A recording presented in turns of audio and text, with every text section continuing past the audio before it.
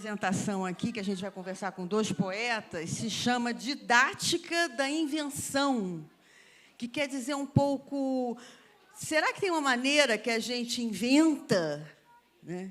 Será que tem uma disciplina, uma forma, uma prática de se conquistar inspiração e invenção, né? Então, é alguma coisa que o poeta Manuel de Barros, que tem um poema chamado Didática de Invenção, a gente vai ler um pedacinho desse poema aqui para vocês, é alguma coisa que a gente quer perguntar para esses dois autores, que são dois poetas, uma que é jovem quase como vocês, a Luísa Musnick, está assim... carioca. Boa tarde, criançada. Boa tarde, todo mundo.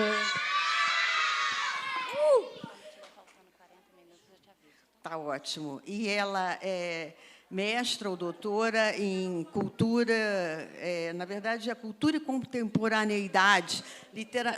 Literatura, cultura e contemporaneidade. Isso. É um nome pomposo para letras, né? Que engloba vários outros saberes também. E ela tem 3 livros publicados, 2 plaquetes, que ela vai depois explicar o que é isso para nós. E o jovem poeta também, porque tem só 40 e poucos anos, é um executivo, quer dizer, ele trabalha com tecnologia e entretenimento, que são coisas muito interessantes e que estão mudando e interessam muito a vocês. Ele tem um podcast, ele apresenta, convida pessoas, que se chama Uma Poesia por Dia, e que a gente vai falar mais sobre isso aqui quando falarmos do concurso de poesia, que ele, o Bruno Venga, inventou ano passado, e a gente vai começar, de repente, você falando um pouco sobre isso, por favor. Boa tarde, boa tarde. Está animado. Bem animado, né? Que bom, né? Assim que é bom. A gente falou mais cedo, e eu quero falar aqui para as crianças que a gente está lançando um concurso de poesia para os estudantes da rede pública, aqui de Tiradentes. A prefeitura está nos ajudando, e a gente vai lançar logo no início do ano. E eu queria só que levantasse a mão aqui quem gosta de poesia. Tá. Então, agora vocês entendam uma coisa. Para que tenha leitor de poesia, tem que ter quem escreva poesia, tem que ter poeta.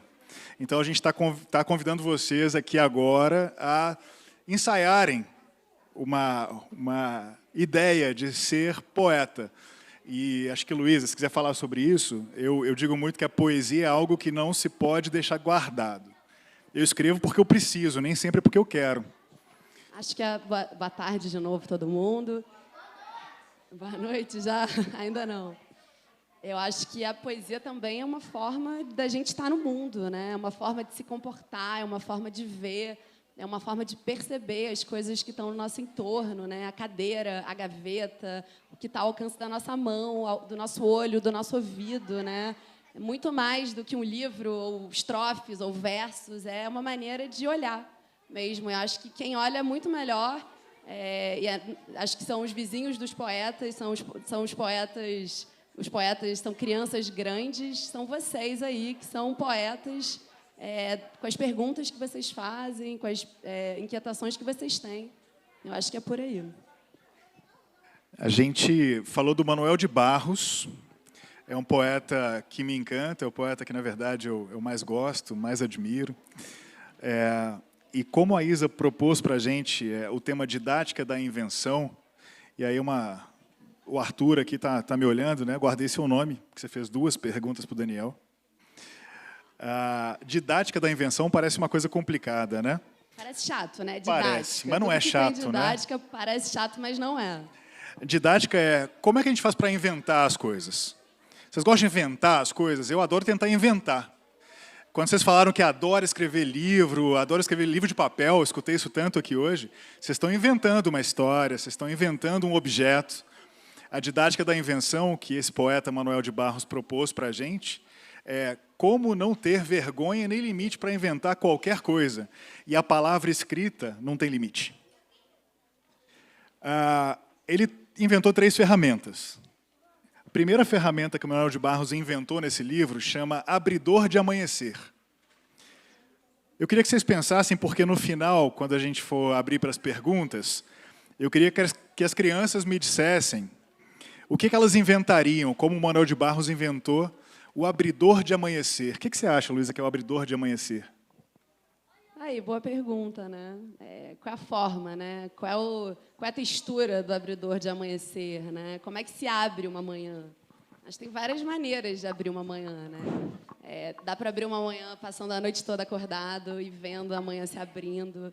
Dá para abrir uma manhã acordando bem cedinho, né? Acho que dá para abrir uma manhã no meio da tarde também. A gente resolve abrir uma manhã porque é legal de manhã. Então, acho que tem várias possibilidades aí para a gente abrir uma manhã. E você, Bruno, como é que você abre uma manhã? Eu penso no abridor de lata, assim, que eu vou abrir uma lata e vai sair uma manhã, assim, sabe? Vai amanhecer, vai brotar da lata e eu vou poder apreciá-lo. Vai estourar uma garrafa, vai sair uma garrafa de amanhecer. E qual é a cor? Começa azul, né? Porque o Manuel falava que as coisas querem ser vistas de azul, que nem uma criança que você olha de ave. Não? Então, é meio que isso. Uma criança... As coisas, ele fala que as coisas não querem mais ser desinteressantes. Elas querem ser vistas de azul, que nem uma criança que você olha de ave. De ave? De ave. Não, ele responde essa pergunta do amanhecer, né, o Manuel de Barros. Né, na primeira frase, ele responde lindamente. Quando você ele fala... Porque, na verdade, o Didática de Amanhecer ele começa com uma frase ótima, que é assim: para apalpar as intimidades do mundo é preciso saber. Aí ele fala como é que abre um amanhecer, né? E aí ele fala: o esplendor de uma manhã nunca se abre com faca.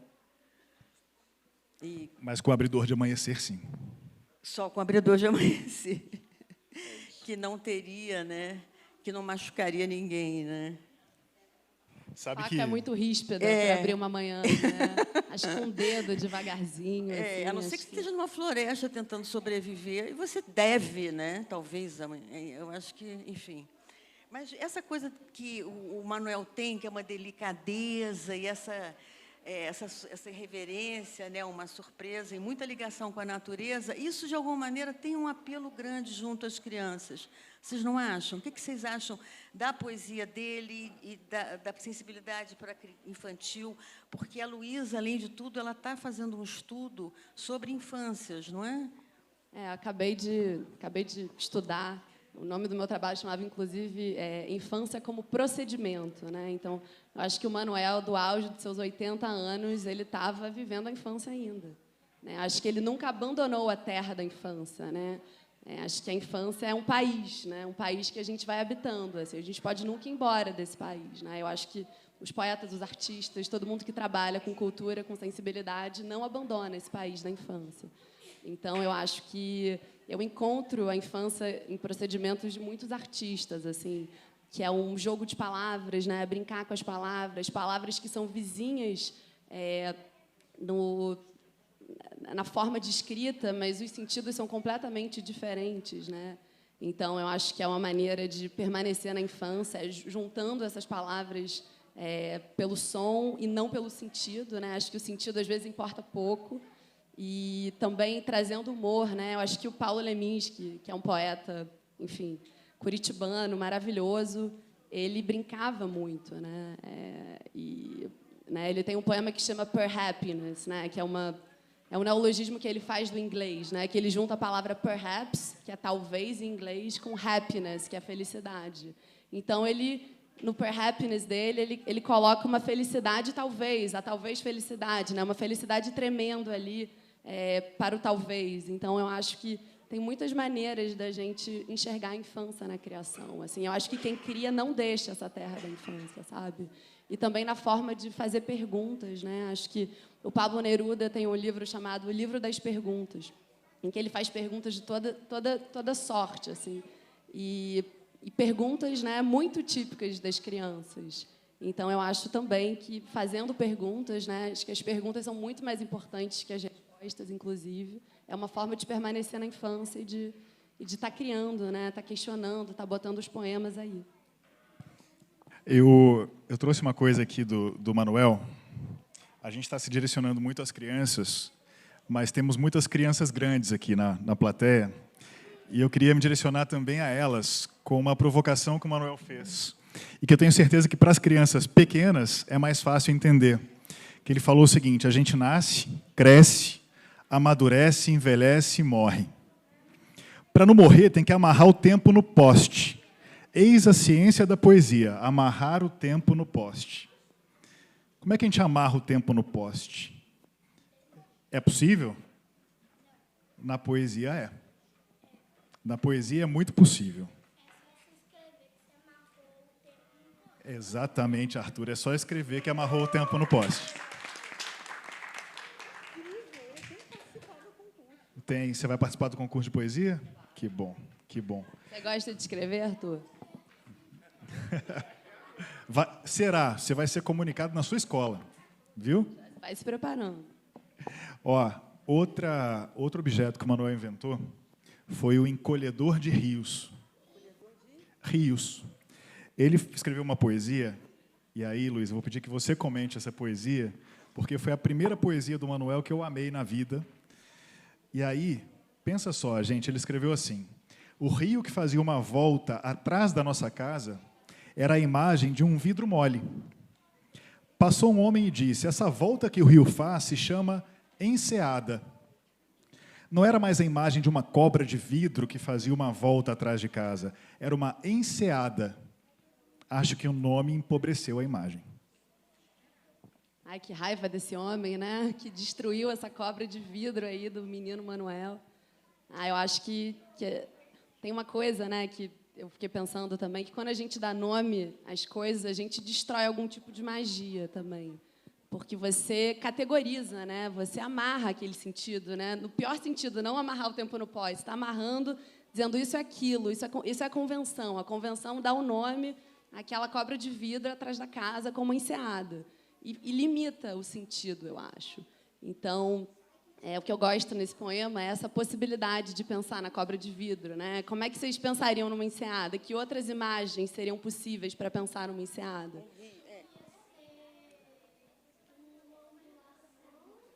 Uma ondulação.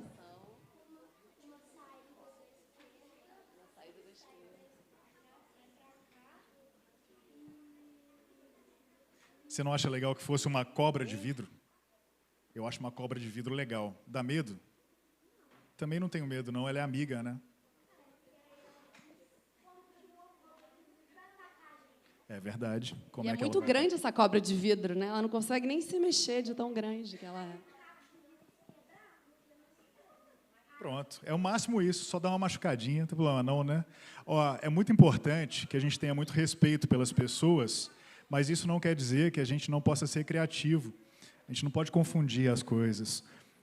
Para as crianças, eu acho que é muito importante não deixar a criatividade e o sonho de lado nunca, porque não tem absolutamente ninguém que tenha o direito de roubar de vocês o sonho.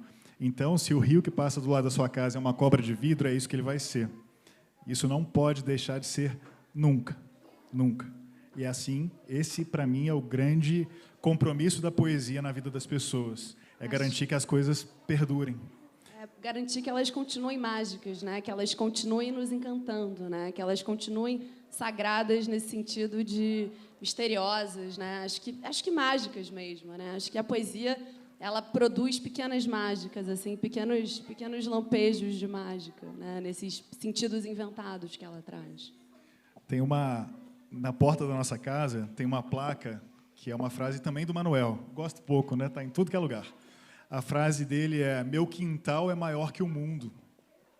Então, de novo, crianças grandes e pequenas. Eu tinha um quintal. Eu sou natural de Varginha, aqui pertinho. Eu tinha um quintal na minha casa. E ele, de fato, era maior que o mundo, porque não tinha absolutamente nenhum limite naquele quintal. Eu imaginava o que eu quisesse. As histórias eram interplanetárias. Óbvio, né? Em Varginha tem o ET, tinha que ser interplanetário. E essa coisa é muito importante, o quintal ser maior que o mundo. E quando ele inventa o encolhedor de rios, na didática da invenção, o que ele está fazendo é guardar uma imagem, um pedaço da infância dele, no bolso, ele permite que o encolhedor de um objeto tão significante como o rio seja guardado onde ele quiser, no bolso, na bolsa, ou que ele presenteie a alguém. É o Daniel Condo que nunca desistiu de contar as histórias da forma que ele quis e hoje faz essas coisas maravilhosas que nada mais é, eu tenho convicção disso, que a criança dele completamente viva, talvez muito mais viva que o adulto. Sobre isso que você falou, Bruno, tem um texto de um autor francês chamado Georges Perec, chamado Aproximações do Quê?, em que ele fala justamente isso, né? Não são só os fatos grandiloquentes e enormes e imensos que importam, né? Posso ler um trecho desse texto? Ele diz assim: o que é preciso interrogar é o tijolo, o concreto, o copo, nosso comportamento à mesa, nossas ferramentas, a organização de nossas ocupações, nossos ritmos. Interrogar o que parece ter cessado para sempre de nos espantar. É claro que vivemos, que respiramos. Nós andamos, abrimos portas, descemos escadas, sentamos-nos à mesa para comer, deitamos em uma cama para dormir. Como? Quando? Por quê? Descreva a sua rua, descreva uma outra, compare. Faça o inventário do seu bolso, de sua bolsa. Interrogue-se sobre a procedência, o uso e o devir de cada um dos objetos que você retirar daí. Questione suas colheres, o que há debaixo do seu papel de parede. Quantos gestos são necessários para discar um número de telefone? Por quê? O que você acha, Isa? Não, eu acho curioso que exatamente a Luísa, ela tem um livro que eu não sei qual, que é o Tudo é Coisa da Nossa Cabeça, em que ela faz de listas, aquelas listas da gente, um brócoli, ligar para fulano, né, passar não sei onde, ela faz das listas uma série de poesias, e tem a ver com o que a gente está dizendo aqui, com o que você acabou de ler, né, que é uma capacidade da poesia exatamente isso, se multiplicar em dar vários sentidos a uma mesma palavra e tal. Eu até separei você está com algum das suas listas para ler? Aqui, eu adoro aquela que é exatamente coisas para fazer para um próximo livro. Né? Porque, para quem quer escrever um livro, são ideias que podem me gerar, porque depois dela escrever várias coisas, ela encerra com essas coisas para o próximo. Na verdade, o projeto... Explica um pouquinho para a gente. A ideia desse livro foi, né, pegar a palavra coisa, que é tão genérica, e pensar do que ela era capaz. Assim, o que poderia ser coisa? Coisa era tudo. E também pensar nas lísticas desburocratizadas, né? A lista do mercado, a lista, sei lá, de afazeres, né? Lista de pendências e essas listas chatas, assim, de que os adultos se ocupam. Então, eu resolvi fazer listas de coisas desimportantes, né, para ficar aí no universo do Manuel. Então, tem Você viu que a Isa começou com brócoli, né? Você começou com brócoli.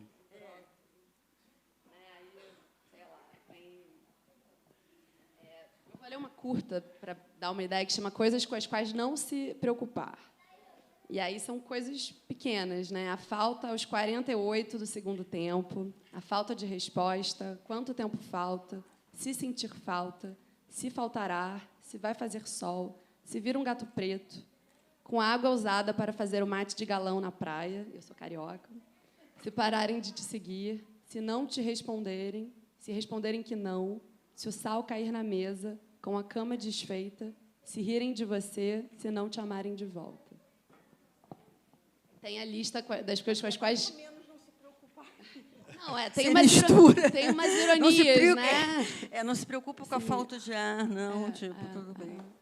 Depende do contexto, né? Dá para se preocupar ou não. Contextualizar, sem dúvida, sem dúvida.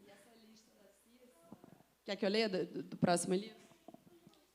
Coisas para um próximo livro. Coisas difíceis de fazer, coisas fáceis de fazer, coisas que são cruéis, coisas que fazem chorar, coisas que melhoram com o tempo, coisas que pioram com o tempo, coisas que deixamos de fazer numa pandemia, coisas que não conseguimos conter, coisas que silenciamos, coisas em que se deve pensar antes de amar alguém, embora pensar não adiante muito nesses casos, coisas que nunca são ditas aos pais, coisas que não cheguei a te dizer e tampouco direi, coisas que perdi e ainda quero, coisas que são contagiosas, coisas que não são transmissíveis, coisas que precisam ser inventadas, coisas em que ainda não consegui pensar, coisas de que gostaria de saber mais, coisas que prefiro não dizer, coisas que não esqueço, coisas que preferi esquecer, coisas que você pode sugerir para a próxima edição deste livro me enviando uma mensagem.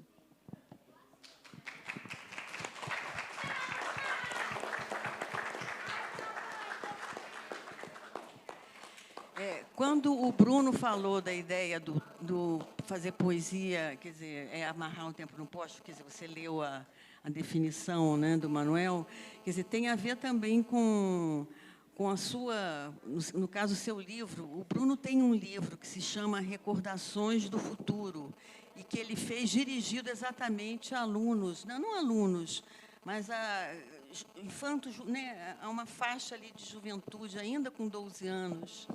Não é? Conta um pouco o que seria para você essa ideia se tem a ver com amarrar o tempo no poste, né? Recordações do futuro. Não tenha dúvida. Esse livro, até para a criançada aqui de novo, estou falando muito com a criançada, né, Arthur? Estou falando com você sem parar. Ele chama Recordações do Futuro, afinal é preciso mais que um espelho para refletir a alma. Nesse livro, aqui acho que fica difícil de ver, mas basicamente tem uma criancinha ajoelhada na beira de um rio, tentando ver o reflexo dele na água e imaginando ele no futuro. E aí, quando eu viro, é um adulto tentando, de qualquer forma, resgatar a criança que se perdeu no caminho. Tá? Amarrar o tempo no poste, você não tenha dúvida. Manter viva a criança dentro da gente é uma tarefa diária, uma tarefa importante. Por isso eu fiz a menção a Daniel Condo, porque eu não tenho dúvida. Eu vi aqui o lançamento do livro do Lobo Mau.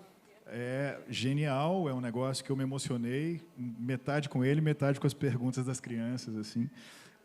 As perguntas foram tão genuínas que está cumprida a missão, né, Daniel? Assim, a sua criança conversou diretamente com todas que estavam aqui e pouca coisa pode ser mais bonita que isso numa criação como a sua.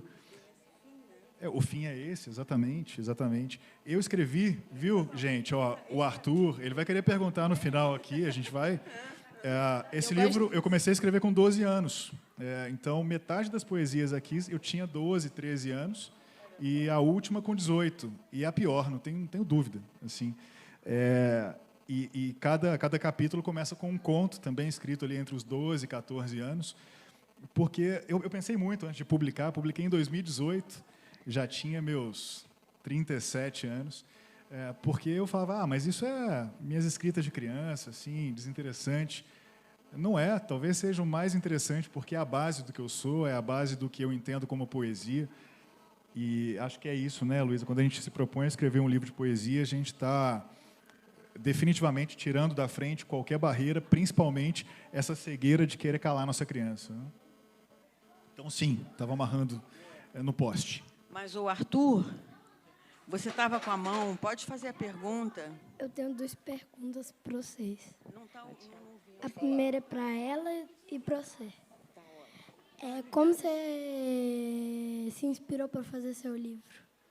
Como eu me inspirei? Acho que todos os dias, olhando, ouvindo. Acho que o poeta ele tem que manter os sentidos muito abertos, sabe? Ele tem que manter os ouvidos bem abertos, muito cotonete todo dia, para escutar bem o que as pessoas estão falando por aí, o que está sendo dito no rádio, na televisão, na internet, na mesa ao lado, no restaurante, na praia. Acho que a gente tem que estar escutando, atento, assim, e olhando também, olhando as coisas que acontecem todo dia, né? Tem uma poeta chamada Bruna Mitrano, que lançou um livro agora pela Companhia das Letras, e ela escreveu grande parte do livro dela no ônibus, prestando atenção num trajeto que ela fazia todo dia de ônibus.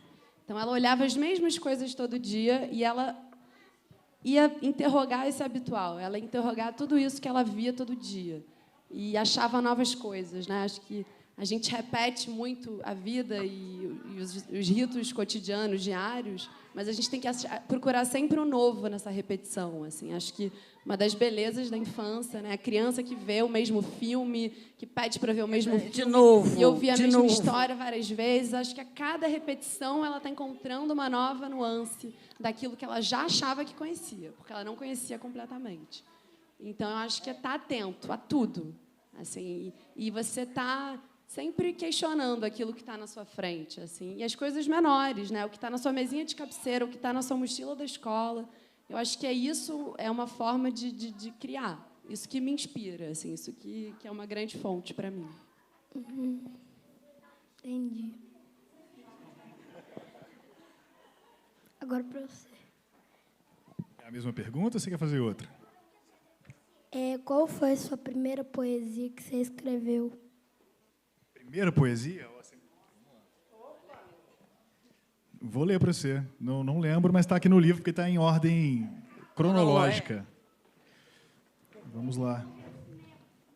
Olha, ele vai ler. Vou ler para você. A poesia chamava Céu.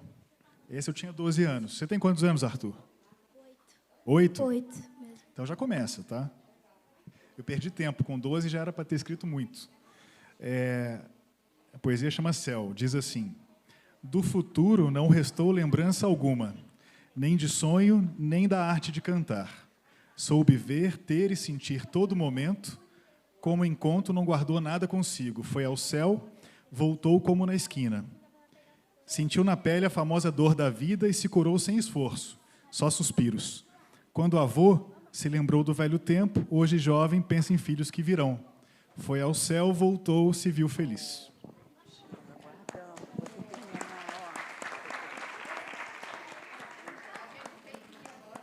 Criança doida. Tchau, Arthur. Tchau, crianças. Tchau, tchau. Não, o Arthur está no nosso concurso, né? Não, Arthur, certeza. Falar aqui daqui Já uns escrevi. anos. Ah, não. Você é professora dele? Ah, não, tá. Porque as professoras acompanharam, eu queria saber quem era para a gente anotar o nome dele. Com certeza, para não se perder, né? Demais. Não, mas esse vai ficar guardado. Esse tem a lista, né?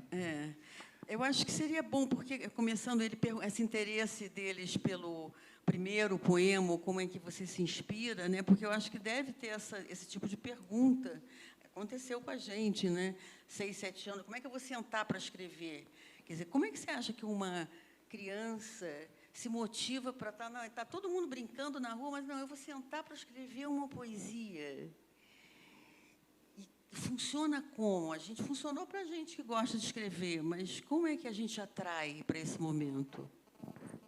Acho que é alguma coisa que chama atenção, positivamente, negativamente, uma coisa que deixou muito feliz, uma coisa que deixou incomodado, enfim, inquieto, né? Triste, às vezes, né? Quem nunca escreveu triste, né? Quem escreve, é sempre uma grande fonte, assim, o que você está sentindo, alguma coisa que você viu que foi muito bonita ou que foi muito estranha, né? Acho que pensando né, em que circunstância uma criança se volta para escrever, né? Eu comecei a escrever também pequena, com 10, 11 anos, mas eu tinha acabado de ler Harry Potter e fiquei encantada com aquelas aventuras e comecei a escrever histórias de aventuras com uma heroína menina que provavelmente eu achava que era eu e, enfim, queria viver aventuras e fui escrever aventuras abri um Word e comecei a escrever, assim.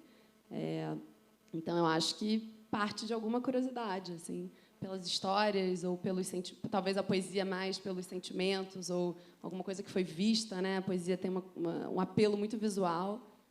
Diferente um pouco das histórias, né, que vai de um contexto, de um andamento de alguma coisa. Então, acho que depende, assim, acho que vai da sensibilidade de cada criança, mas é, sem dúvida, alguma coisa que a perturbou, que a inquietou. Acho que é por aí. Assim. Concordo. No Harry Potter, eu já estava na faculdade, então não fui inspirado por ele, mas eu falo que eu dei muita sorte de ter pego, talvez, a última geração das cartas, né, dos Correios. Eu amava, eu morei já em mais de 15 cidades e eu amava mandar carta para as pessoas que eu morria de saudade. E eu não queria escrever qualquer carta, né? Não queria só contar uma história, eu queria, de alguma forma, organizar. Fui uma criança apaixonada por Álvares de Azevedo, né? Eu era novinho e eu lia A Lira dos 20 Anos e, uau, eu ficava, meu Deus do céu. E eu tentava me aproximar daquilo com muitas rimas, né? Acho que criança, quando vai escrever poesia, a gente busca a rima e desconstruir. A rima é mais difícil do que construir a rima, né?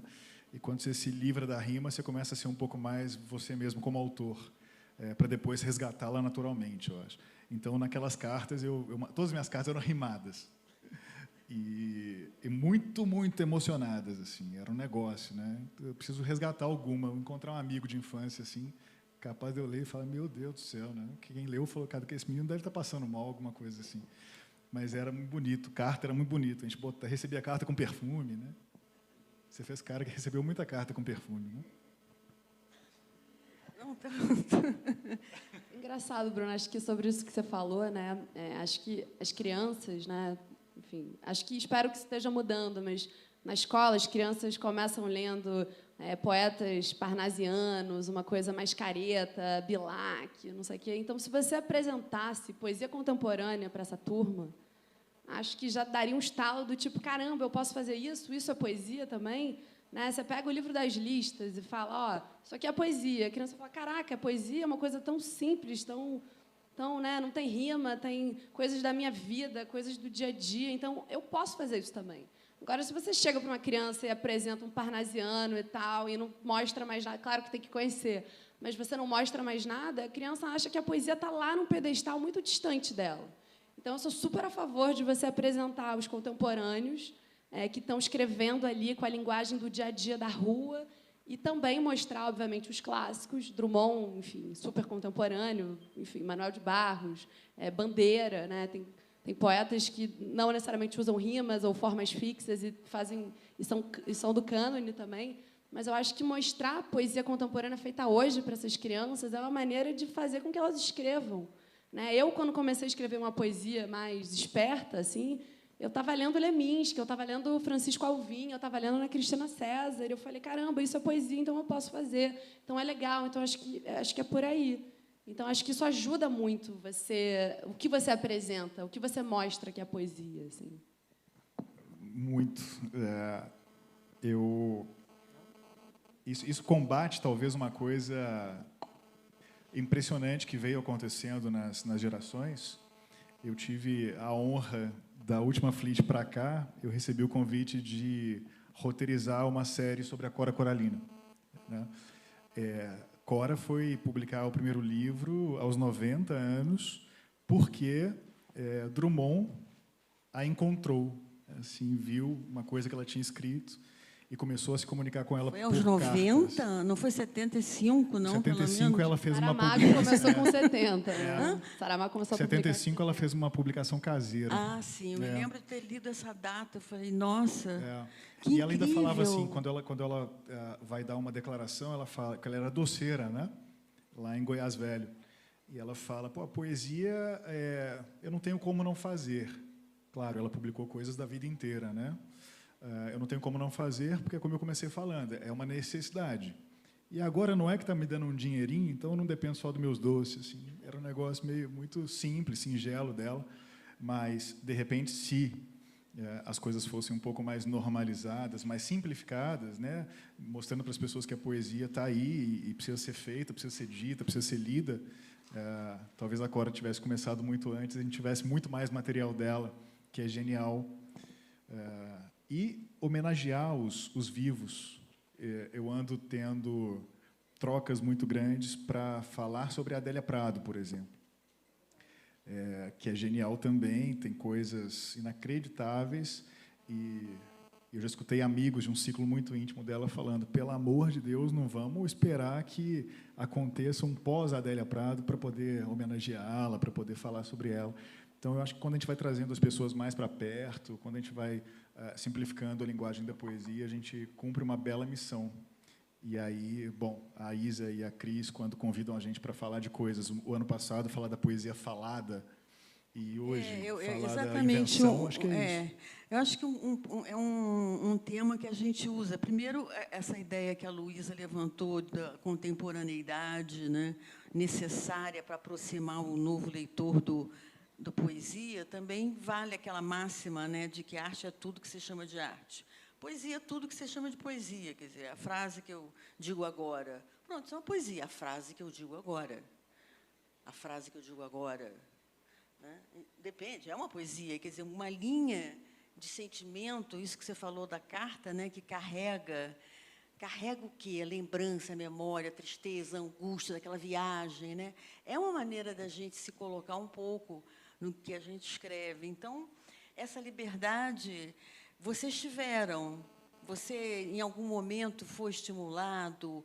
Ou era assim, era uma maneira de você também extravasar tristeza? Porque você tem uma poesia chamada Tristeza, né? Eu falei, a gente sempre, quando está triste, está uma coisa meio de escrever, que dá um alívio, não é? Por quê?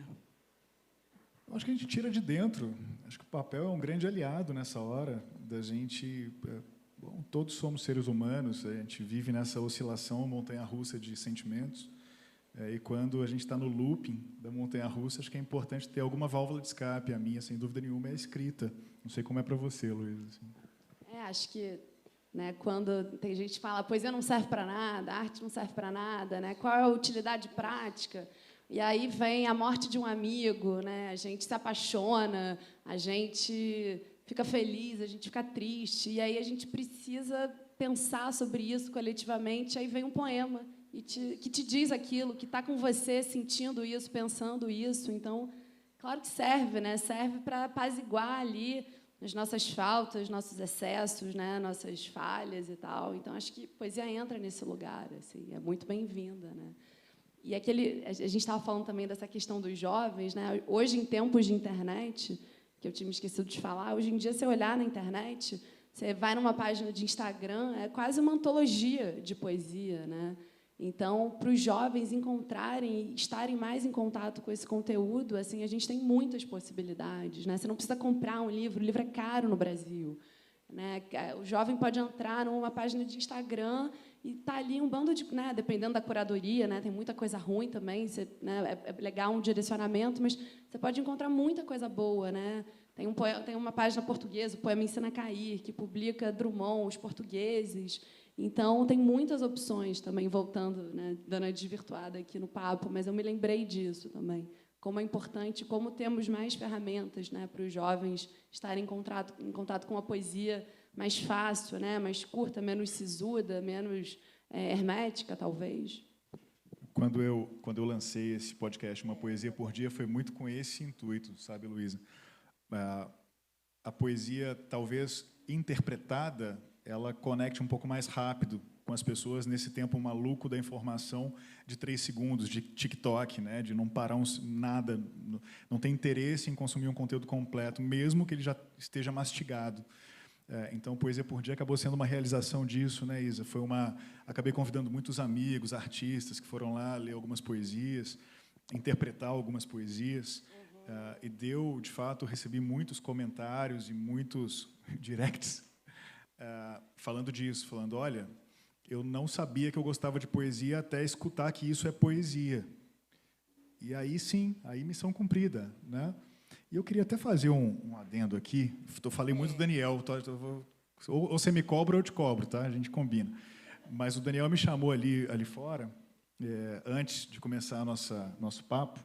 Ele falou, pô, Bruno, você lançou o concurso de poesia, que você pensou com a Isa, com a Cristina, legal demais.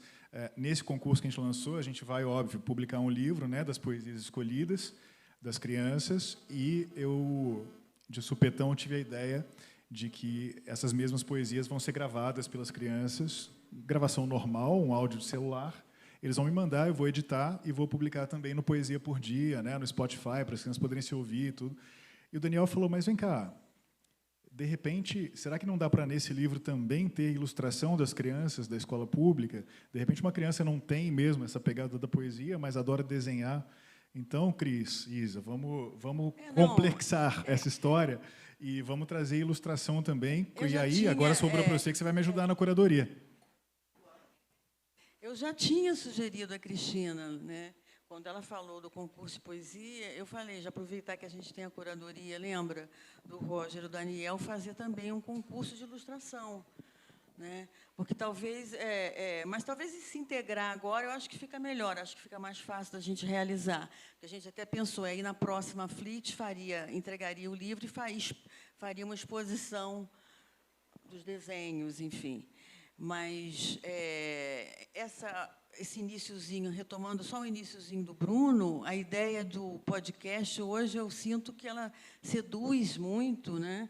E, de alguma maneira, recupera também uma visão nova que você estava falando, da questão da contemporaneidade, do Leminski, que são poetas que escrevem músicas, de nosso querido, amadíssimo Antônio Cícero, que faleceu recentemente, que eu acho que a gente devia saudá-lo aqui, e que exatamente falou que, né, guardar uma coisa é isso, é lembrar dela, né, é não deixá-la trancada no armário, é não esquecer dela, né? Então, a gente quer trazer e lembrar da poesia do Cícero, que era um poeta que valorizou sempre muito a fala, a coloquialidade, e, por isso, inclusive, se fez tão grande junto às novas, né, aos novos consumidores de poesia.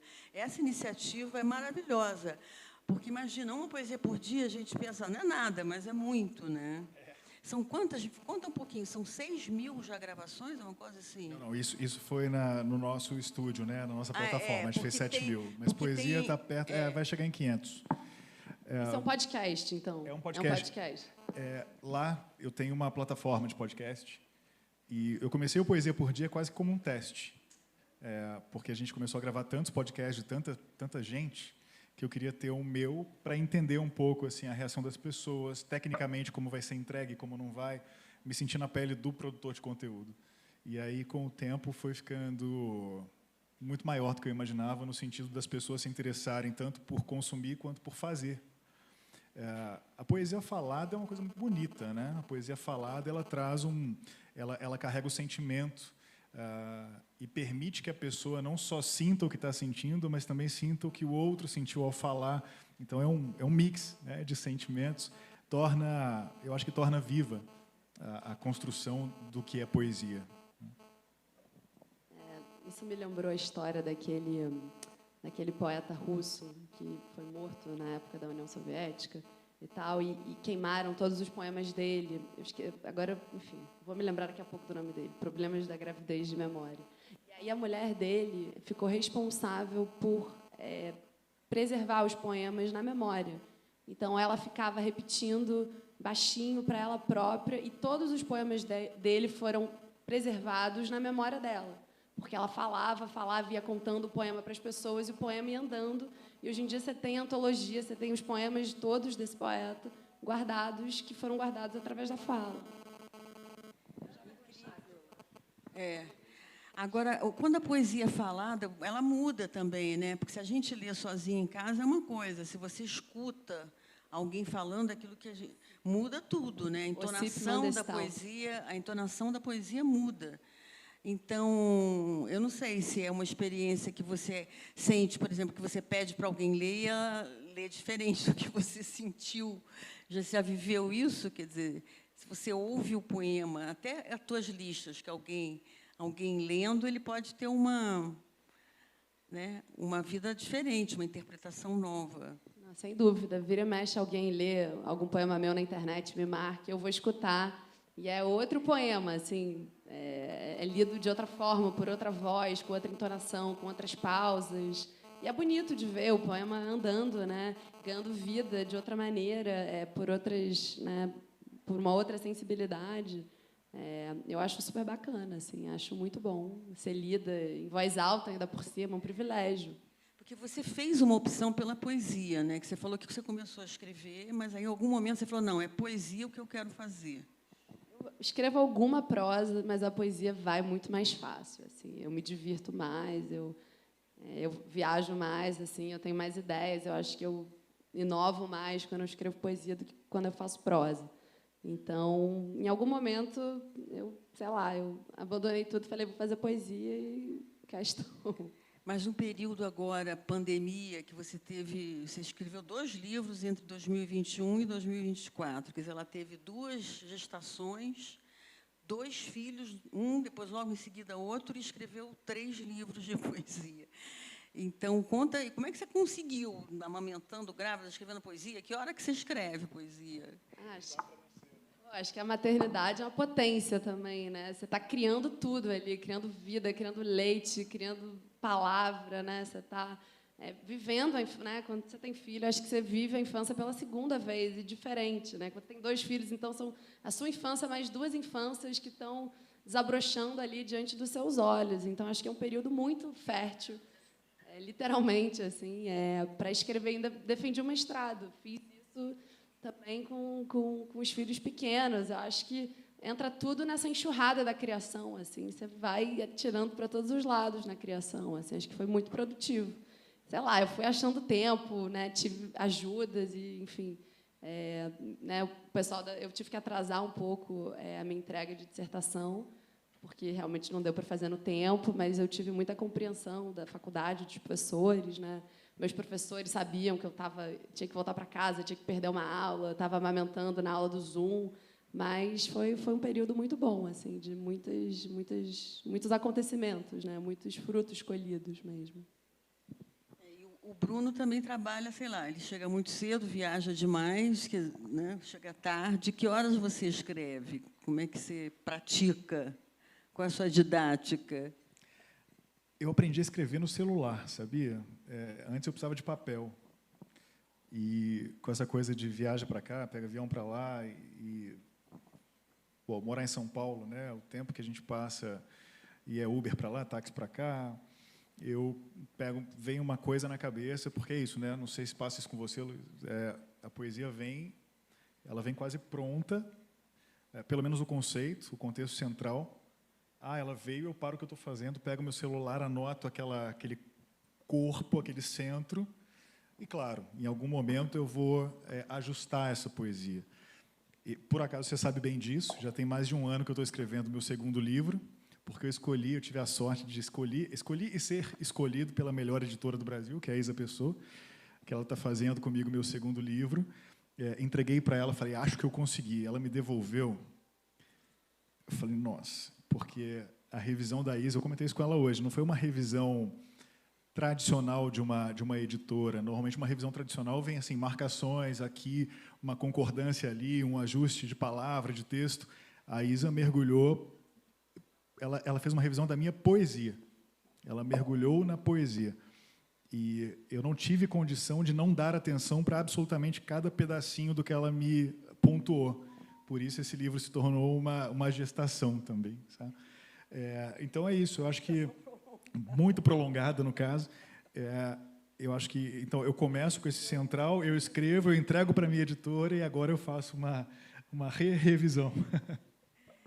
Porque tem a coisa do que escrever, realmente, a gente precisa reescrever essa história do...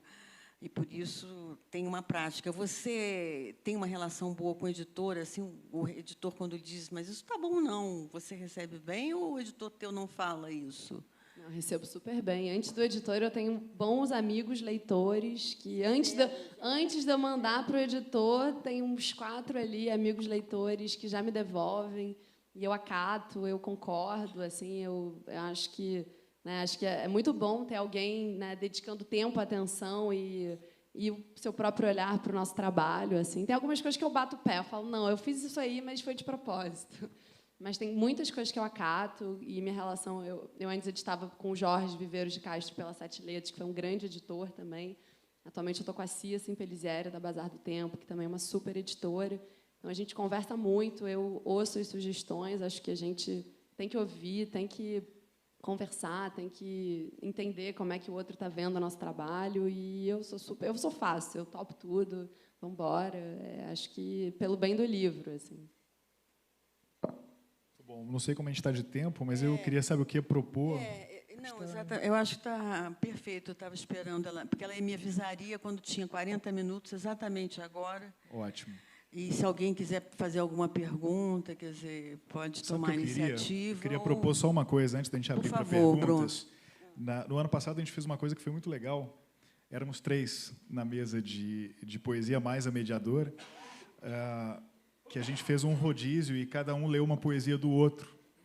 Então, eu queria te entregar uma poesia do livro que está por vir, que foi uma poesia que eu escrevi até inspirado no Manuel de Barros, e queria que você escolhesse uma para eu ler também, sua, E a gente eu termina também com sugeri, não, e também tem alguma coisa curta do Manuel de Barros, que é tão bonito, se vocês tiverem. Tem que alguns vocês aqui. trouxeram, né?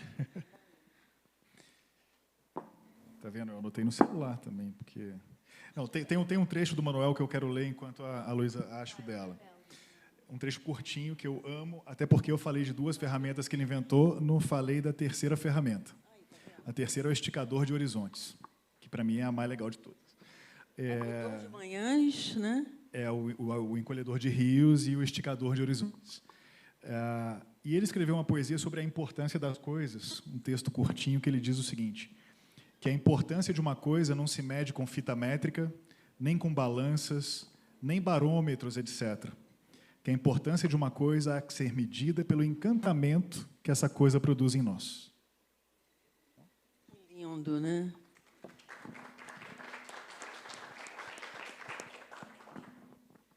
Eu vou ler também um poema do Manuel que eu adoro, que não tem título. No descomeço era o verbo. Só depois é que veio o delírio do verbo. O delírio do verbo estava no começo, lá onde a criança diz: eu escuto a cor dos passarinhos. A criança não sabe que o verbo escutar não funciona para a cor, mas para som. Então, se a criança muda a função de um verbo, ele delira. E pois, em poesia, que é a voz de poeta, que é a voz de fazer nascimentos, o verbo tem que pegar delírio. No descomeço era o verbo é demais, né? No descomeço era o verbo, para mim, são as 2 frases do Manuel. No descomeço era o verbo e poesia voar fora da asa. Né? Para mim, até na contracapa do seu Recordações de Futuro, você cita, né, que se atreve a voar fora da asa, não é? Alguma coisa assim? É isso. Você leu mesmo, né? Ó, eu vou te dar aqui uma poesia, então, que eu escrevi no celular. É curtinha também.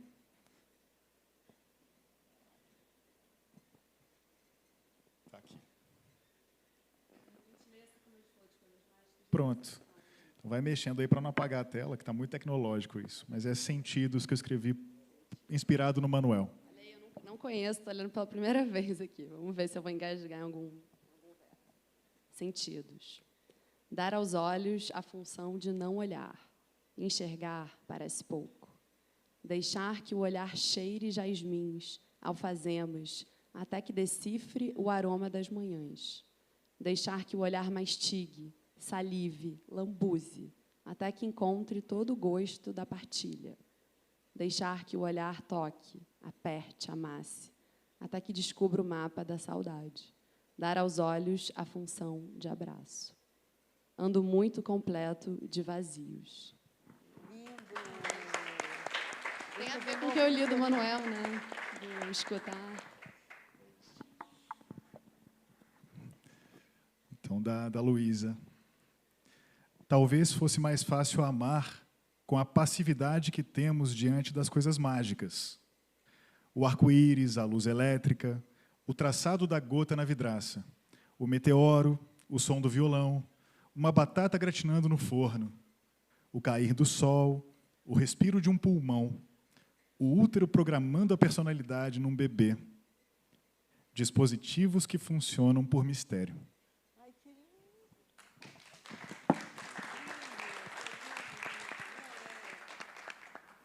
Os dois têm uma emoção até similar no sentido de fazer uma transversalidade, assim, não isso, mas alguma coisa que não é aquilo que você pensa, né? Tem um inesperado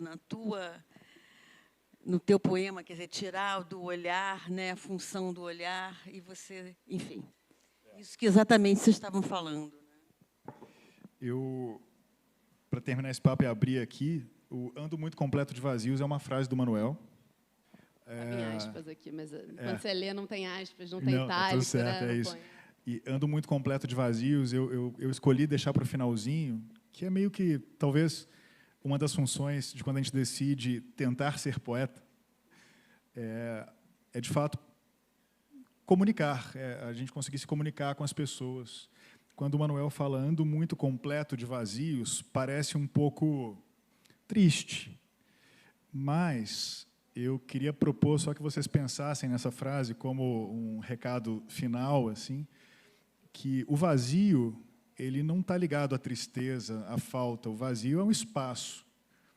E se você está completo de espaços, você decide com que você vai preencher esse espaço. E é o que o Manuel propôs com toda certeza nessa frase, que ele decidiu preencher a vida dele de poesia e poesia sem limites. Então, através da palavra dele, eu convido todo mundo a, de fato, preencher esses vazios que não são nada mais que espaços.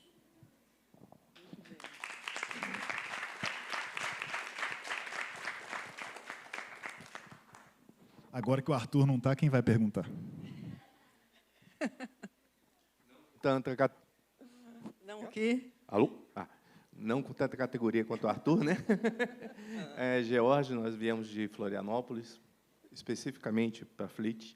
É interessante quando vocês colocam, desde as primeiras palavras, a necessidade de guardar a criança por essa ideia de voar, de criatividade, de expansão. E tudo isso me fez lembrar uma questão que, didaticamente, a gente é acostumado a proibir. E me lembrou um curso de educadoria profissional que eu fiz, em que um dos temas que a gente discutia era exatamente esse. Era a historinha da criança que desenhava a árvore. A criança desenhava a árvore lá no jardim de infância com o caule amarelo, as folhas vermelhas, os galhos em azul, e a professora disse que para aquele aluno ela não ensinava mais, porque ela dizia que o caule tinha que ser marrom, as folhas tinham que ser verdes, os frutos tinham que ser vermelhos. Até que mudaram ele de escola por 3 vezes, e ele desenhou a árvore marrom com as folhas verdes e os frutos vermelhos. Como é que a gente faz para manter a criatividade da criança num mundo que faz com que a gente murche essa criatividade com essas ideias de competitividade, de padrão, de seguir regras? Como é que vocês conseguem? Nossa, achei um pecado não deixar ele fazer a árvore como ele queria. Nossa, que pecado mesmo, esses professores, né? Tentando cercear, podar, né? Usando aí o léxico da árvore, a imaginação, né? E a capacidade dele de olhar diferente, né? Acho que eu não sei responder a sua pergunta, mas eu acho que, né, espero que os educadores não convencionem, né? Não tolam essas crianças a fazer conforme a convenção, conforme está posto, né? Que deixe essa imaginação livre para ele criar a árvore do jeito que ele quiser, da floresta encantada que habita a imaginação dele. Assim. Então, né, eu tenho 2 filhos pequenos e toda hora outro dia meu filho sabe que eu escrevo, e aí alguém falou para ele que a sua mãe é escritora, ele pegou meu caderno um dia e falou: mamãe, eu estou escritando. E eu achei maravilhoso, e eu falei: cara, escritando é muito melhor do que escrever, escritando é perfeito.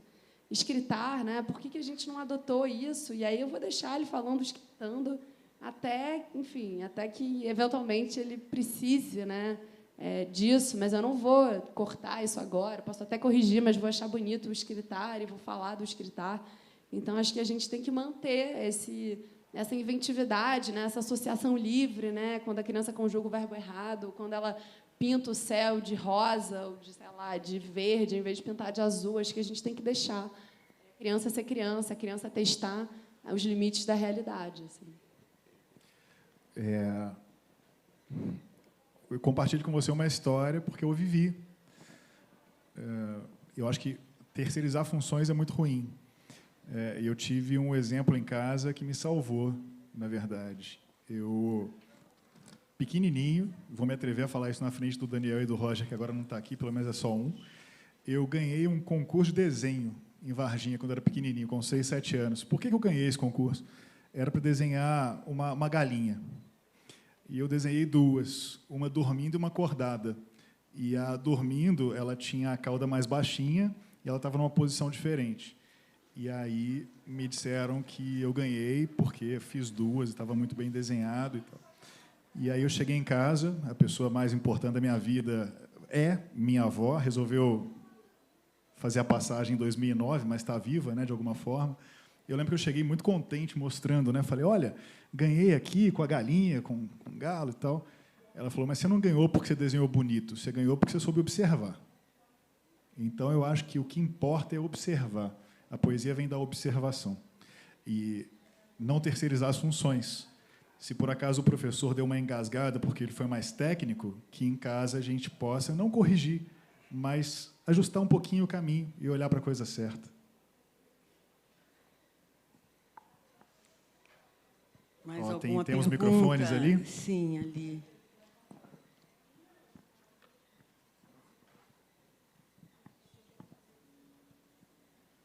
Boa tarde.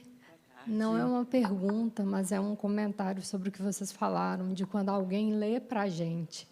Eu tenho um filho de 5 anos e que ele é apaixonado, já é leitor fluente e assim é apaixonado por livro. A gente vai em livraria, a gente esteve em São Paulo, o pessoal falava, nossa, mas que bonitinho o interesse que ele tem. E aí, muitas vezes à noite, a gente pega um livro e ele fala, mamãe, eu quero que você leia para mim. Então, assim, eu fico lisonjeada. Eu acho interessante essa confiança, né? Esse momento assim, especial. É muito especial mesmo. E tentar olhar um pouquinho, eu tenho uma amiga muito querida que lançou um aplicativo, né? Porque a gente tem que lembrar também que o mundo está andando, chamado Inventeca. Depois, se vocês tiverem curiosidade de olhar, o que a Inventeca faz? Ela criou várias histórias desenhadas que vão acontecendo, vão passando, para que as crianças e os pais possam fazer a locução, a narração em cima daqueles desenhos que estão acontecendo, e depois compartilhe e tal. Talvez seu filho vá adorar esse tipo de coisa, para ele poder não só trabalhar a criatividade, mas a verbalização, a construção da história, porque a história não está pronta, só tem um desenho acontecendo, né? Então, acho que tem essas coisas que acho que vale muito a pena olhar, sabe? Eu também queria fazer um comentário.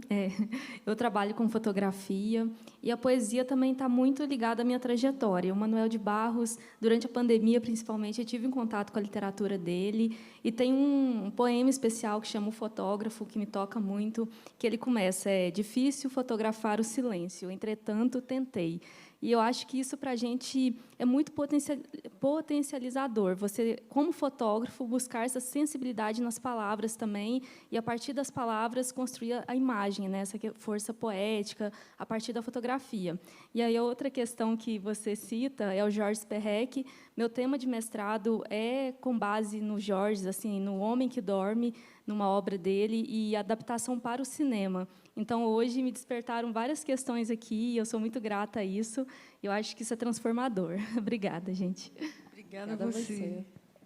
Legal. Fotógrafo é genial, essa poesia é um negócio. Assim. E o Manuel, que puxava a sardinha dele para a poesia, ele falava que as imagens acontecem quando não, ao contrário, que a gente usa quando as palavras, enfim, alguma coisa com palavras e imagens. Espera aí, deixa eu achar esse poema aqui. Tem uma ótima também. Ele fala. Deixa ela achar aí.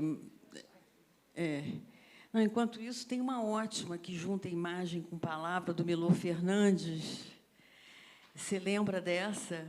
Que é assim, uma imagem vale mais que 1000 palavras, mas experimente dizer isso sem palavras, né? Então, a gente tem esse mito, né, de que as imagens dizem tudo, mas as palavras são essenciais. Eu estava até tentando resgatar o fotógrafo do Manuel aqui, mas não consegui. Mas é demais, assim. Ele fica numa luta por conseguir fotografar as coisas, até que ele entende que deu tudo certo. Assim, né? Ele consegue simplificar como tudo que ele faz. Pelas palavras, né? Ele tem uma câmera imaginária. Né? E uma coisa importante do Manuel, me faz pensar demais, as pessoas tendem a escrever muito sobre o céu, sobre o horizonte, sobre o mar. E ele escreveu um ensaio inteiro sobre o chão. Ensaio sobre o chão, inclusive. E o valor da pedrinha, do pedacinho de grama, daquela coisa que a gente chuta, ou do asfalto, a terra. é uma coisa que, bom, quem se interessar por esse tipo de leitura, leia um ensaio sobre o chão, que é deslumbrante. É pegadinha, você acha que você não vai achar de jeito nenhum. Coisas para escrever no próximo livro, né? A frase do Manuel. Ó, tem muita gente olhando para a gente aqui com Alguém muita tem mais, atenção. Não é possível que não tenha pergunta. Não Deve tem ter. mais nenhuma pergunta. Se não for pergunta, pode ser comentário também. A gente está aqui batendo papo, assim que é bom. Né? Já estamos... Temos 2. Estamos encerrando daqui a pouquinho, mas... Cadê? Corre, menino. Aí, ó, agora sim. E sabe o que eu queria te pedir, já que você está vindo com o microfone? Eu tenho 6 livros aqui para sortear. Eu não sei como vocês querem fazer. Como é que a gente faria isso? Do jeito que você mandar, assim. Tem alguma sugestão? Ele falou que tem ali um jeito. Ai, que ótimo.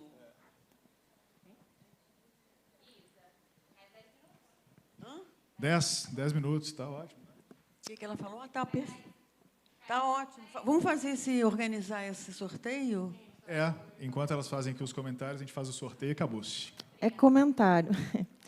É porque eu fiquei pensando na pergunta do companheiro aqui da frente sobre essa coisa, porque eu também gosto de escrever, desde pequena eu gosto de escrever, e eu fiquei pensando assim, porque agora eu já estou com 40 anos, e agora que eu estou começando a tentar botar no papel as coisas, né?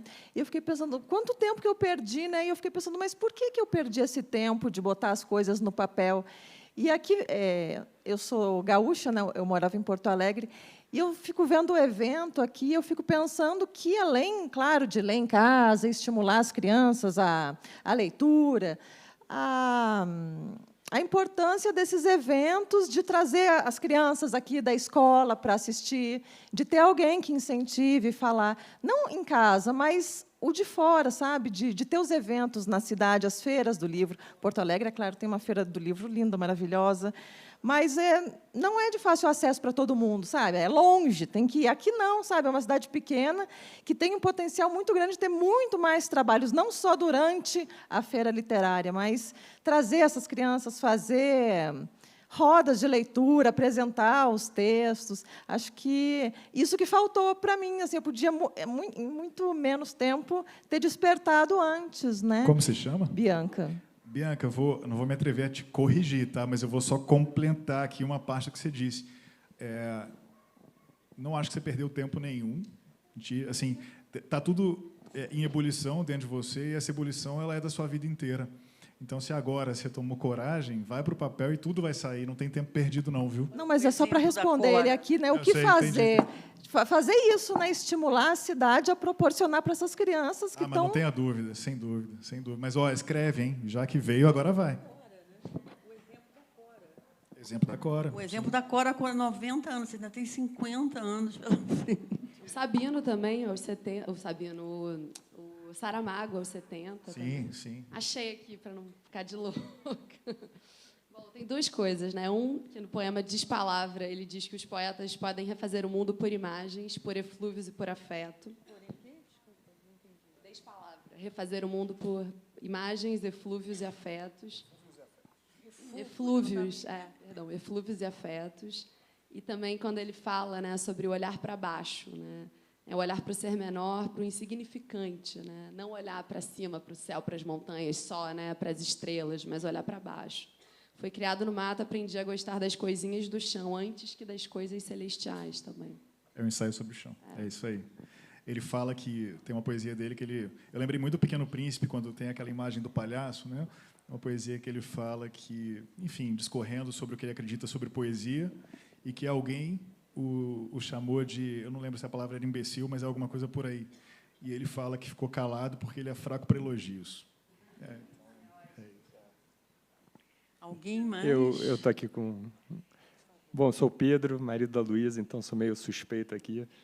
Mas quando a Isa fez uma pergunta para ela sobre o processo, né, eu que acompanho isso há mais de 11 anos, tem algumas coisas engraçadas do processo dela, né? Então, ela anota tudo o tempo inteiro, né, essas coisas que ela observa, e anota em 300 mil caderninhos, como no celular também, parecido com o Bruno. Então, ela tem 1000 blocos de notas no celular espalhados e tal, e 1000 caderninhos assim, na estante de casa, assim, que você vê e você fala, cara, você vai reler isso e tal, mas é parte da coisa. E tem uma história muito engraçada, alguns anos atrás, antes da gente ter os filhos, a gente estava treinando para uma prova de ciclismo, pedalando num pelotão, várias bicicletas enfileiradas, e ela, de repente, falou, preciso parar. Todo mundo assim, para. O que está acontecendo? Estava na estrada. Não, preciso anotar uma coisa aqui. Senão vai embora. Eu lembro até hoje o que eu anotei. Eu parei, porque, né, se a gente não para, não anota, vai embora. Assim. Até sobre a maternidade, às vezes você está lá dando de mamar com as mãos ocupadas. Tem algum poeta que disse o seguinte, quantos poemas, né, falando para uma mãe, quantos poemas você não queimou preparando o jantar? Fala muito com as mães, né, com as tarefas domésticas, né, que a gente está ali com as crianças, com a casa, né, deixando de escrever. Então, quantos poemas não foram queimados enquanto a poeta preparava o jantar? Isso é genial. E queima mesmo, porque não volta. Assim, queima mesmo, não volta. Assim, às vezes não é nem um poema, é uma ideia, é uma imagem, é uma coisa ali, um potencial verso, que é uma fagulha, né, para a escrita. Então, e são normalmente os melhores, né? Assim, quando vem da essência. Né? Às vezes dá o coração de lembrar, realmente que não deu para anotar e, enfim, ficou lá, ficou. Foi ótimo ele ter revelado aí que você fica cheio de caderninho, porque é uma boa técnica, né, para a gente não perder, anotar na hora essa coisa. Você digita, porque senão eu fiquei imaginando, porque é muita atividade, né? Nem em que momento você anota. Eu chego de vez em quando a pedir para a Polly anotar para mim, assim, sei lá, estou dirigindo, amor, por favor, anota esse trechinho aqui, porque eu não posso perder isso. Aí agora também vou contar. Esses dias falei, nossa, eu achei o núcleo do que vai ser a poesia mais bonita que eu já escrevi. E era duas palavrinhas, era serei, araucária. Até porque eu tenho uma araucária no braço, eu sou apaixonado. E aí, beleza, passou um tempo, ela falou, mas eu quero muito ver o que é essa sereia araucária que você vai escrever. De repente vão ser 2 poemas, né? Tem. Querendo. O microfone está aí, ali. Teu companheiro me ajudou aqui a pegar o microfone primeiro. Meu nome é Janice. É um comentário, uma pergunta também. Assim, primeiro, é um prazer, Jorge, meu companheiro. A gente está pela primeira vez aqui na FLIT. A gente já teve a oportunidade de várias vezes estar na Flip, em Paraty. Né? E eu vou dizer para vocês assim, gente, está sendo um prazer estar aqui, porque a Flip a gente sabe que é um evento assim grandioso, é coisa do outro mundo, né? Na cidade inteira, uma loucura. A gente corre o dia inteiro assim para ver as palestras e oficinas. E ano passado ele correu para um lado, eu para o outro, né? Eu participei quase todos os dias lá de oficinas da Escreva Garota, né? Da Lela Malta, né? E saí assim, meu Deus. Aí um dia ele me falou: e aí? Está com quantas coisas na cabeça? Uma amiga me perguntou, eu digo, eu já tenho aqui para uns 3 livros. Então, assim, é coisa da vida da gente, né, que a moça ali atrás comentou. Mas eu ainda acredito que tem assim, uma estrela, sei lá, um dom, alguma coisa especial, né, que faça uma pessoa escrever. Assim, um prazer conhecer vocês, né, ouvir as experiências de vocês. E eu sou jornalista. Uma das coisas mais legais que eu já escrevi na vida foi sobre um passeio que eu fiz com a minha filha no Museu do Presépio, em Florianópolis. Foi uma coisa despretensiosa, né? A gente deixou ele no trabalho e eu fui fazer esse passeio com a minha filha, que era um dia de folga no meu trabalho.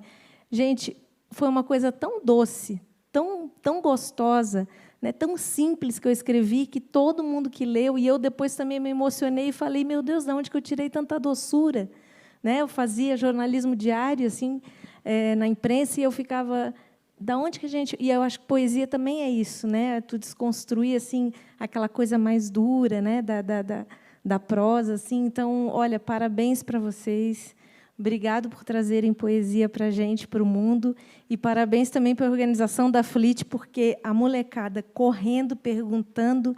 Esse Arthur aqui, que joia, né? Vocês ganharam aqui um coração, um escritor, né? Um poeta.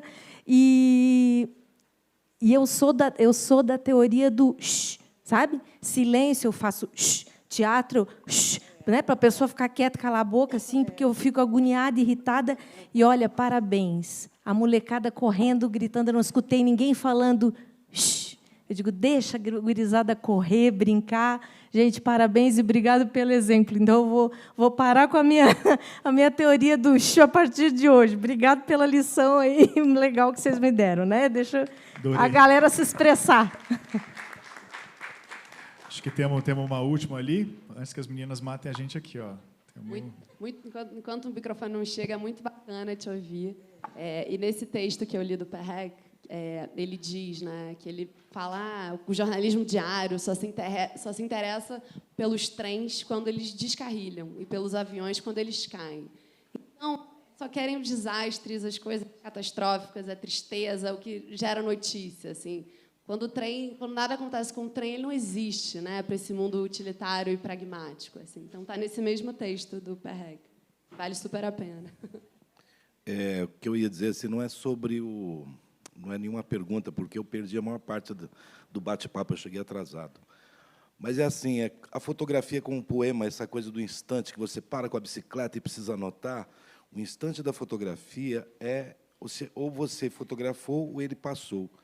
Um dia eu estava num barco, que, para mim, isso é como uma poesia. Eu estava num barco no Amazonas, na região do Alto Rio Negro, Alto Médio Rio Negro, e nós íamos descendo um rio e ele ia fazendo curvas, serpenteando. E era um horário do final do dia, e tem uma coisa que acontece, em cima do rio cria-se um vento, certo? Que ele segue o rio. E ali, naquele horário, aquela tarde, com uma nuvem, um tom assim vermelho, aquela coisa fantástica do entardecer, e essa nuvem comprida, ela ia serpenteando na mesma velocidade do barco. E a doutora Ângela, que estava comigo, ela vira para mim e fala assim, Renato, olha isso. Eu falei, eu tô olhando. Né? É uma coisa fantástica, é uma nuvem viva. Mas você tem que fotografar isso. Eu olhei para ela e falei, não, tem instantes que só pertencem a mim. É como uma poesia, mas eu não vou fotografar isso é para eu olhar. Tem alguns instantes que talvez a gente pense, e eu já pensei coisas, e, de repente, eu olhei e falei, não, isso é só um pensamento, ele foi como uma nuvem, como uma poesia. Eu acho interessante isso. Nem tudo eu consigo anotar, nem tudo eu consigo fotografar, mas eu consigo simplesmente trazer para mim mesmo, que seja um pensamento, um instante. É isso. E parabéns para vocês. Obrigada, Renato. Agora prometo, está prometido. Está na sua... É agora. O Renato, eu tive a arte do encontro, né? Eu tive o prazer de conhecê-lo hoje, e a gente teve a grata surpresa de ter uma origem semelhante, né? Falando de espaços. Né? Então, eu vou terminar aqui agora em sua homenagem, porque você foi o último a comentar. Eu vou ler para você uma poesia que está no novo livro, que ela ainda não cortou, tomara que não corte essa, chamada Carmo do Rio Claro. E essa poesia fala, ao me despedir do dia, abraço o sol poente, como quando menino avistando a Serra da Tormenta, sem tormenta. Naquele tempo me importava ser, deixando-o estar em seu devido lugar, menino esperto. Medos eram rasos, aventuras profundas, toda brincadeira era esporte, todo esporte era olímpico, pódio diário. Das músicas ouvidas eu era integrante da banda, dos livros vagalume eu protagonizava histórias. Ah, imaginação, seja livre, siga seus voos, pássaro encantado. Por aí sigo sem gaiolas e anseio pelas visitas e histórias em composição.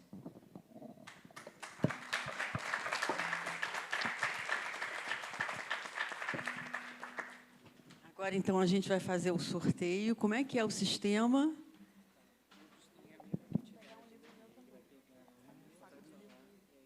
Ah, tá. O Bruno, como ele está explicando? O Bruno, é isso? Podemos tirar aqui, tira um também. Cada um vai tirar um, são 3 livros. Começa você. você. Eu ia sortear você. Bom, tem gente aqui, a gente vai... Então, vamos lá. Eu vou tirar 3 aqui, você tira 3. E a Isa tira 3. Pronto. Então, 7. Temos 7? Eita, pronto. Isso. A gente, a gente entrega todos, então, para otimizar. 19. Aê, pronto.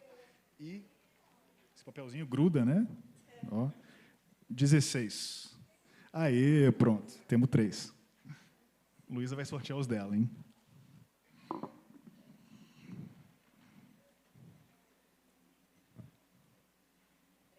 13.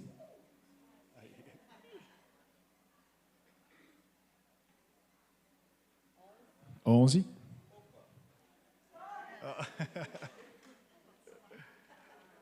Um do lado do outro, hein? 14. Aê. Isa, tira mais 3 meus aqui, ó.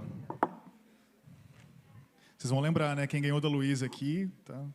Então tem mais 3 meus, pode tirar. 3, vamos sortear os últimos 3 livros aqui da tarde. 29. Esse acho que não tem, hein? Quem é o 29? Foi embora, perdeu. Não, eu vou... Não. É quase 30, né? 4. 4. Também Aí já foi. Tá ali, 4 foi. Opa, Vai. 4. Mais 2. Mais 2. 21. 21. 21, 4, 21 e... Para acabar, 18. Pronto, tá feito. Muito então, esses obrigada. 3 últimos também, pode pegar o livro aqui comigo, tá? Os 3 primeiros, 3 últimos. Muito obrigado, obrigada. gente. Valeu. Posso botar aqui dentro de novo? Aliás, tem que Claro, botar, né? claro.